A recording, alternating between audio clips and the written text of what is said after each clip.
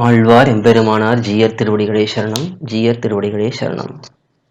How do we consider rishis in our sampradhAyam? What is their contribution? What is their participation? Let's keep it that way. Generally in our sampradhAyam, rishis are given good importance because they were the ones who propagated Sanatana Dharma through the ages. Many rishis are glorified in our sampradhAyam. For example, Vasishtha. He was the Kula Guru for Sri Rama. He was a great scholar and he was well respected by Bhagavan himself. Then there is Parashara Rishi. Parashara Rishi is given the credit for composing Vishnu Puranam, Sri Vishnu Puranam, and this particular act of composing Sri Vishnu Puranam is considered as a great benediction for Sri Vaishnavas. In Stotra Ratnam, Adavanda glorifies Parashara Rishi greatly. Then there is Vyasa Rishi, Vyasa Muni. Rishi Muni, they are interchangeably used. Then there is Vyasa Muni, Vyasa Rishi.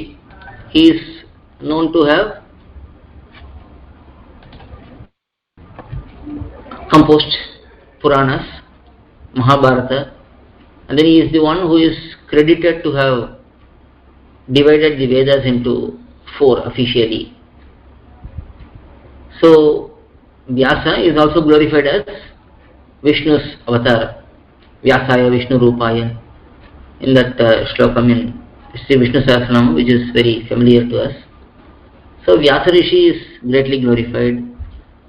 Similarly, his son Shuka Brahmam, he is also greatly glorified because right when he was born, he gave up everything and he went into the wilderness searching for Bhagavan.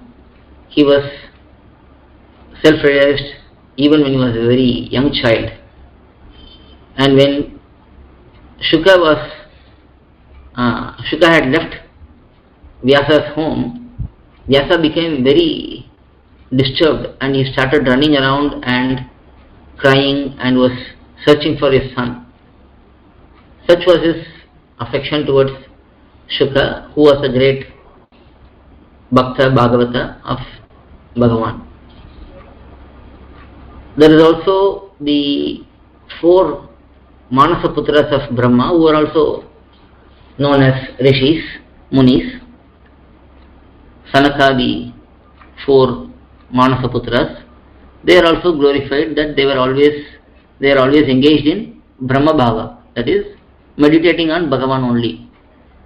Brahma created them and he wanted them to help in creation, but they refused and they said, you are engaged in worldly activities like creation, but we are totally focused on Bhagavan only, hence we will not come to your activity, and they moved away from him. So that was the 4 famous rishis. There is also Narada Rishi, who is well known for his bhakti towards Bhagavan Vishnu. He is quite glorified. Shaunaka is another rishi who is well known for his attachment towards Archavatara Bhagavan. There is also Vishwamitra, who is a great Bhakta of Bhagavan. Though he had his moments of embarrassment at times, he is still considered as a great sage because he is the one who brought out the greatness of Sri Rama when Sri Rama was young by taking him to protect his yajna from Tataka and other Rakshasas. At that time, when he sees Vasishtha, before Dasharatha would allow Sri Rama to be taken away. At the time he says Aham Vedmi, that I know about Sri Rama, just like Vedams said, Vedaham Edam. Similarly here Vishwamitra said Aham Vedmi, that I know about Sri Rama, his true nature and so on. So he is glorified in this manner. And there are also other rishis such as Markandeya Rishi, Bhrigu Rishi, Atri Rishi, Kashyapa Rishi. They are all glorified in various ways. Especially Markandeya Rishi and Bhrigu Rishi, they have again great attachment towards Archavatara. We can see Markandeya and Bhrigu Rishi in a number of Divideshams. They have physical presence in the form of deities, very near to Bhagavan. Markandeya Rishi specifically is also glorified to be great Bhakta of Bhagavan. He was initially a Bhakta of Rudra, then he became a Vishnu Bhakta by the grace of Bhagavan. So he is also glorified. In this manner, Rishis are of great significance in Sanatana Dharma because they preserved the Vedas, they preserved the Itihasas, Puranas, they gave Smritis and so on. Bodhayana Rishi is also another significant Rishi who was the main propagator of Vishishtadvaita Siddhanta. Only thing with Rishis, we can see this in Tirupavai commentary where Periyavachan Pillai explains the difference between samsaris, worldly people, normal people, and rishis is similar to a difference between a small pebble stone and a mountain, because samsaris are in seek of worldly pleasures, but rishis are beyond that and they seek Bhagavan. So in that manner they are great. But when compared to Alvars, rishis are similarly explained that rishis are pebble stones and Alvars are like mountain. That is because rishis are depending on self-effort. They are mostly practitioners of Bhakti Yoga. They are totally detached from worldly pleasures, yet they consider that their effort of engaging in Karma Yoga, Jnana Yoga, Bhakti Yoga, that is what is going to lead them to moksha.